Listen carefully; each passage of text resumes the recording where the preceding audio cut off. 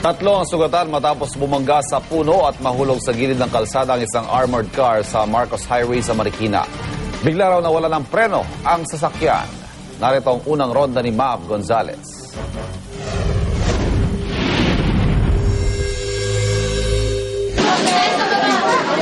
Dahil sa di kumagat na preno, isang armored car ang nahulog sa daan, 3 tao ang sugatan at isang damakmak na motorista ang naperwisyo sa Barangka, Marikina kahapon. Binabagtas ng armored car ang northbound lane ng Marcos Highway mag-aalas 5 ng hapon. Bakyat po kami, ma'am. Meron po kami nasudan na 3 kotse.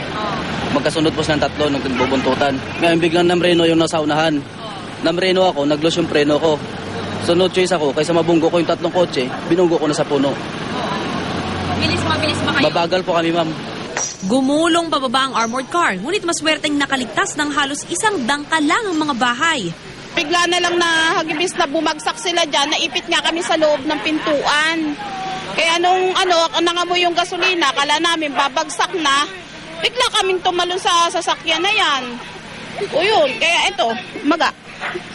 Wala, sugatin din yung gwardya, ginamot pa, yung 2 gwardya, ginamot pa ng asawa ko. Nilagyan ng alcohol dito.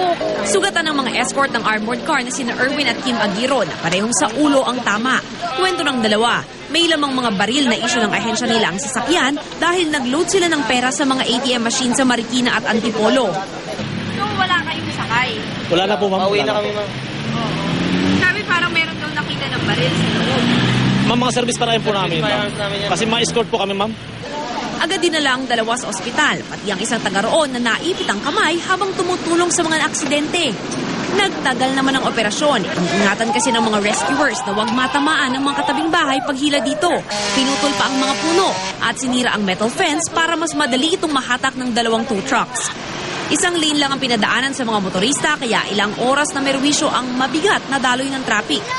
Nasa 4 na oras na ang rescue operation at kung nakikita nyo, sinaraduhan na itong buong north lane ng Marcos Highway. Kaya yung mga pasahero lahat naglalakad na lang. Ngunit alas 9:30 ng gabi, hininto muna ang operasyon at nilagyan na lang ng stabilizer ang armored car para di ito muling dumausdos. Papalawagin lang natin tong traffic para walang problema.